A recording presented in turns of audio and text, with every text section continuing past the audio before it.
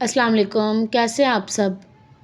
आज हमने 10th class के मैथ के चैप्टर नंबर 2 की एक्सरसाइज 2.6 का क्वेश्चन नंबर 2 करना है। ठीक है, जो क्वेश्चन नंबर 2 है ना, वो भी एज इट इज़ क्वेश्चन 1 की तरह, बस इसमें हमने ना एच की वैल्यू फाइंड करनी है। ठीक है, सबसे पहले हमें कहा गया है find the value of A having synthetic division if, और आगे हमें ना पार्ट दिए हुए हैं। ठीक है, अब सबसे पहले जो पार्ट है ना, हमने सिंथेटिक डिवीजन इससे ही सॉल्व करने हैं सारे।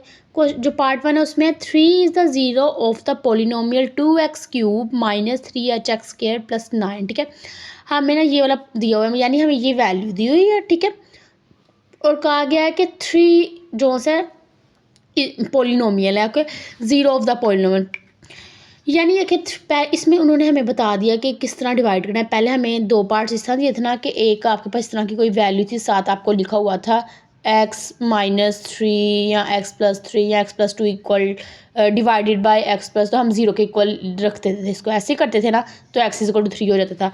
अब उन्होंने ऐसी कोई वैल्यू नहीं दी, उन्होंने सीधा बता दिया कि 3 के इक्वल है, यानी x=3 के इक्वल है। तो आपने क्या करना है, 3 बाहर लिख देना, और अब इसकी वैल्यू लिखते हैं। सबसे पहले x³ की क्या है 2, x³ के बाद 3 के बाद 2 यहाँ चाहिए पावर, तो 3h माइनस 3h लिख दिया।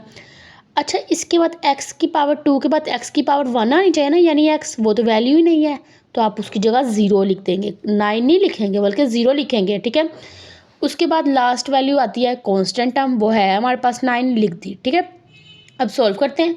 पहली वैल्यू वैसे की वैसे ही आती है, उसके बाद 3 2 6 लिख दिया। सॉल्व करें तो -3h+6 आएगा, लिख दिया, क्योंकि सॉल्व नहीं हो रहा। और अब फिर से इसको इससे मल्टीप्लाई करेंगे, 3 6 18 माइनस 3 3 9h। ठीक है, यानी 3 को दोनों के साथ मल्टीप्लाई करना, आप इस चीज़ का ध्यान रखना है, सिर्फ एक वैल्यू से नहीं, दोनों से मल्टीप्लाई करना है। कर दिया, इसको सॉल्व करेंगे वापस एज इट इज़ वही वैल्यू, फिर से 3 को अब इन दोनों के साथ करेंगे, 3 18 54।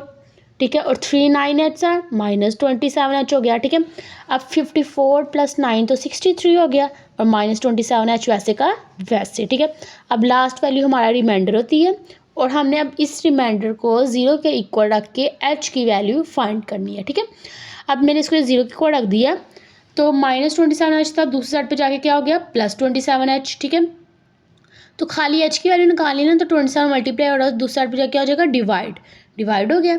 अब ये देखिए ये कट हो रहे हैं, 9 7 63, 9 3 27, तो 7/3 आ गया ना, और ये हमारे पास h की वैल्यू है। ओके, अच्छा ये चीज़ ध्यान रखिएगा, एक वैल्यू इधर माइनस है तो दूसरी साइड पे जाके प्लस हो जाएगी, एक वैल्यू अगर इस साइड पे मल्टीप्लाई हो रही है तो दूसरी तरफ जाके क्या हो रही है, डिवाइड हो रही है। ठीक है, इन चीज़ों का ध्यान रखिएगा, और हमेशा जो आपका साइन है ना, इससे आप लोग गलती करते हैं, बड़ी वैल्यू के साथ जो साइन होगा वो लाजमी आता है।